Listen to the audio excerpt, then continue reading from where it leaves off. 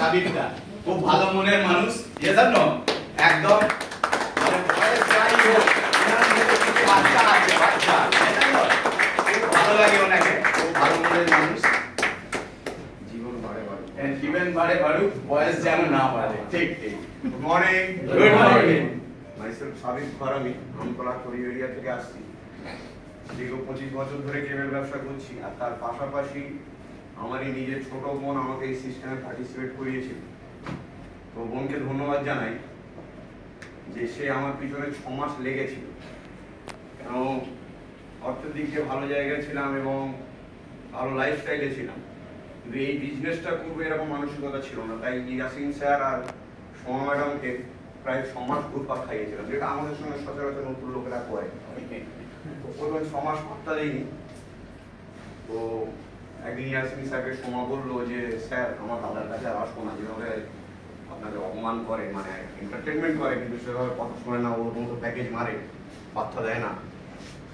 তো স্যার বললো আপনার দাদাই করবে, কেন আপনার দাদার কাছে একটা নেটওয়ার্ক আছে। ও বললো আপনি নিজে একা কথা বলুন, আমি আসলে হয়তো কথা বলতে চাইছি না। তো বোন আমাকে বললো যে দাদা তুই ব্যবসাটা করছিস না কেন, প্রোডাক্টগুলো ব্যবহার করছিস তো সার সুস্থতার দিকে এগোচ্ছিস, এবং সব থেকে বড় অ্যাচিভমেন্ট এখানে যেটা স্টেজ থেকে অনেকে টাকা পয়সা বাড়ির স্বপ্ন থাকে, এগুলো তো আমার আজ থেকে 10 বছর আগে থেকে ছিল, কিন্তু সব থেকে বড় অ্যাচিভমেন্ট আমার মা পার ডে 3 বার ইনহেলার ব্যবহার করত এবং 2,500 থেকে 3,000 টাকার ওষুধ খেত, যখন সামনে কাস্ট মনে হতো যেন এখনই দম আটকে যাবে। স্টেজ থেকে সব থেকে অ্যাচিভমেন্ট যেটা বছর 2 আগে পেয়ে গেছি, যে মা আর ইনহেলার ব্যবহার করে না,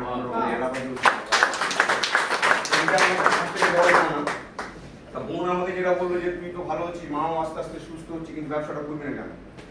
আমি এই ব্যবসাটা সম্বন্ধে আমার কোনো আইডিয়াই ছিল না, কেন তখন সারদা করে প্রচুর বন্ধু বান্ধব এদিক ওদিক বাড়ি ছাড়া, আমি এটাকে কনজিস্টিভ বা চিট ফান্ড মনে করতাম। এটার সম্বন্ধে কোনো আইডিয়া ছিল না, যেটা আমাদের সঙ্গে নতুন মানুষের সঙ্গে হয়। বোন আমাকে বললো যে তুই কি আমার কোনো টাকা পয়সা ইনভেস্ট করিস? আমি বললাম না। আমি পরবর্তীকালে যদি একটু গভীরতার মধ্যে জানি, ভিতরে যাওয়ার পরে যদি টাকা পয়সা কোনো ব্যাপার থাকে, তখন বললো দাদা টাকা পয়সা এখানে কোনো লেনদেন নেই, তুই ইউটিউবে ভালো করে ফলো কর। আর ও যেটা আমাকে বোঝালো যে দেখ দাদা আজকে তুই যে ব্যবসাটা করছিস, স্টেবল ব্যবসা, নতুন নতুন টেকনোলজি আসছে, আগামী দিনে এই ব্যবসা নাও থাকতে পারে। যেমন তোরা সিনেমা হলকে বন্ধ করেছিস, তোদেরকে বন্ধ করার জন্য অন্য কাজ অলরেডি এসে গেছে।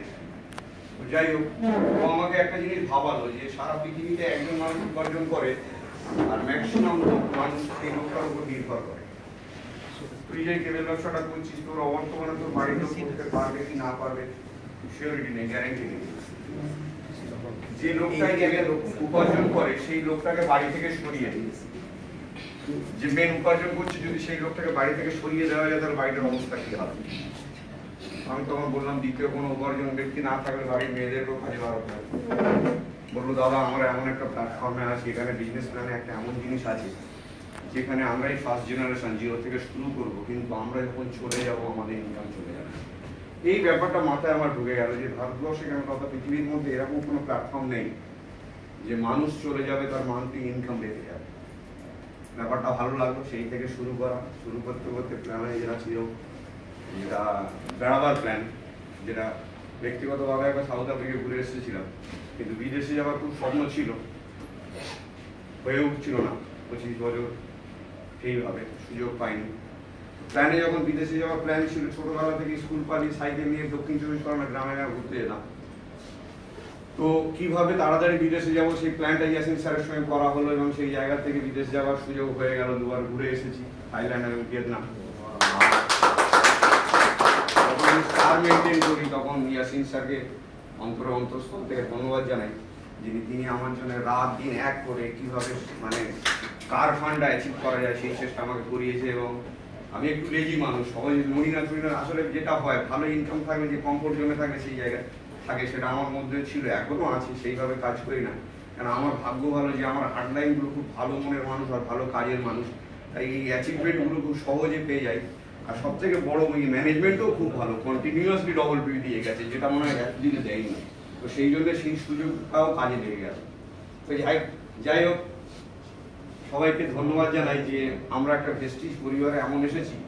আর এই যে আমি কার ফান্ড অ্যাচিভার, এই হাউস ফান্ড অ্যাচিভ করলাম, এর জন্য ইয়াসিন স্যারকে ধন্যবাদ, আমার ছোট বোনকে ধন্যবাদ, স্পেশালি যেটা ভেস্টিজ করলে হয়তো আমরা ভাবি যে আমাদের আপলাইন আমাদের হার্ডলাইন আমাদের হেল্প করে, কিন্তু ক্রস টিমের মেম্বাররাও হেল্প করে।